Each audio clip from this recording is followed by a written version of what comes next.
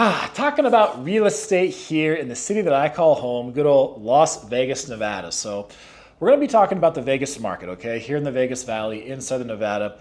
When it comes to real estate, I get people asking, hey, about buying or waiting to buy and, when they think is a good time to buy in the market and all that sort of stuff. So, topic of finance fits perfectly. So, I want to talk a little bit about, people who are expecting some kind of market crash anytime soon. I have it for several years now. People saying they think, real estate in general across the country, but speaking specifically here to Las Vegas, expecting some sort of crash. I don't hear people ever give any kind of definition really for what they think crash is. There's wiggle room with that term, or how long they think it's going to take for a market to go from peak to bottom, how much they expect it to drop, or any of those sorts of things.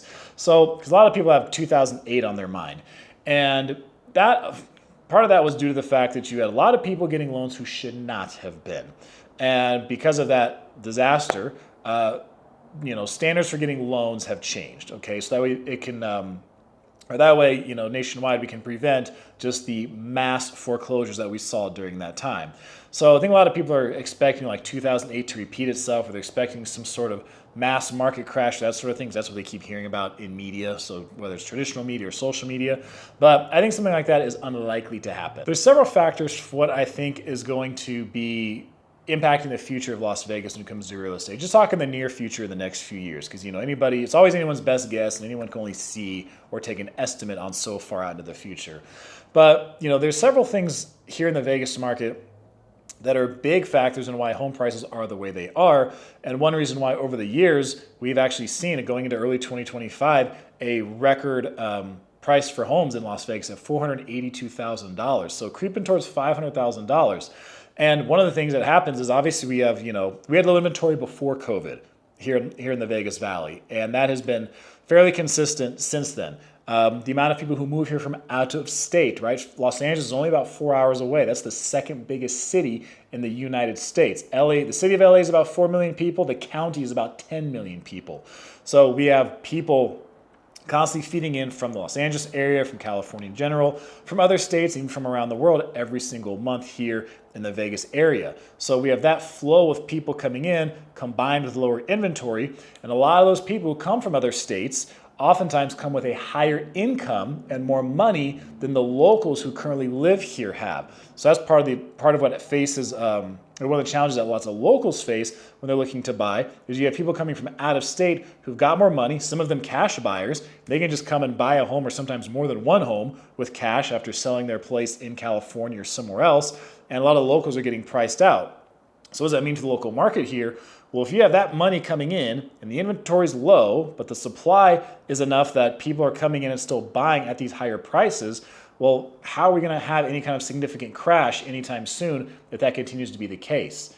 In 2008, we had ultimately, it was a disaster here in Vegas, okay? Vegas was one of the worst parts of the country during that time because you had a huge supply of homes during all those foreclosures. And you had a lot of people who weren't able to buy. So supply and demand is always at work, no matter what you see in media. Another factor to consider are interest rates. That's another thing that's a huge talking point I see on a lot of news, mainstream media, social media, lots of people in the comments talking about interest rates. And there's so much focus on interest rates. And I'm going to put a clip in here from a segment I did on a video on Jacob's Life in Vegas, and it was about the LA fires and the impact of those fires, not just on the immediate area of Pacific Palisades, but the extended area of Southern California, across the state of California in general, and the impact that is expected to have here on the Vegas area and that it can have. So I'm gonna put that clip right here, and it sums it up very well. And I've seen some people who are locals and across the country who are thinking about looking to buy in the Vegas area.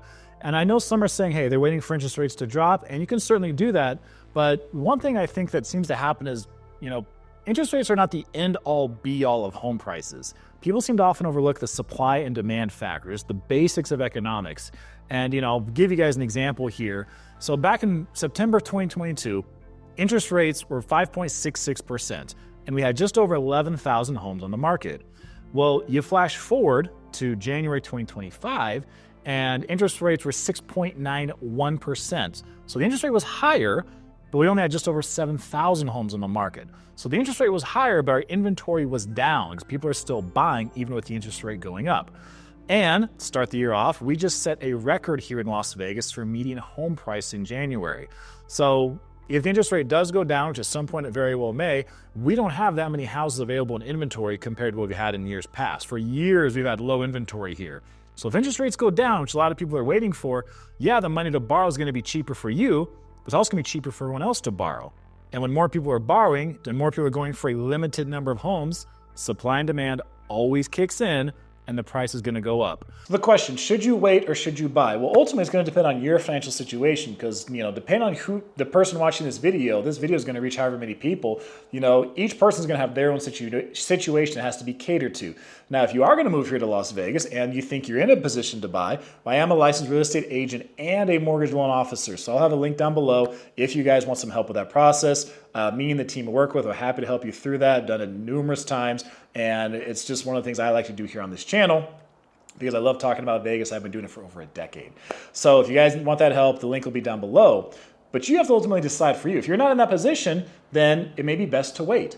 If you are in the financial position and you want to pull the trigger on it, then go for it. You have to do what you think is best for you, right? The phrase I put in that other video about the LA fires was, your life is more than a spreadsheet. So you can wait for interest rates to go down. You can wait to save up money. You can wait to maybe see if inventory goes higher here in the Vegas area, or you have to do whatever you think is going to be best for your situation. I can try to point you in the right direction, but don't assume that waiting is just going to be the best thing because it might not be. Also, you can't really assume that just buying now in a rush and pushing yourself in a situation you may not be ready for is the best thing either. So I would encourage people, or I would encourage you, no matter who you are watching, is to make a decision based on what your financial plan is, what you can work with, whether you're single, whether you're married, whether you have kids, or other people you have to consider, is working with your plan and what you can control and focus much more on that versus a lot of the external things you can't control, like the interest rates, right, or the inventory, or things like that. Those are things that are outside of your control. They're probably good to be aware of, but focusing on what you can control is a much better situation for you making the best decision for yourself. So if you want help with that, link down below. Happy to help you whether you're looking to rent or buy, move here in 6 months or in 6 years. It does not make a difference. But I appreciate you guys watching, and I'll see you in the next video.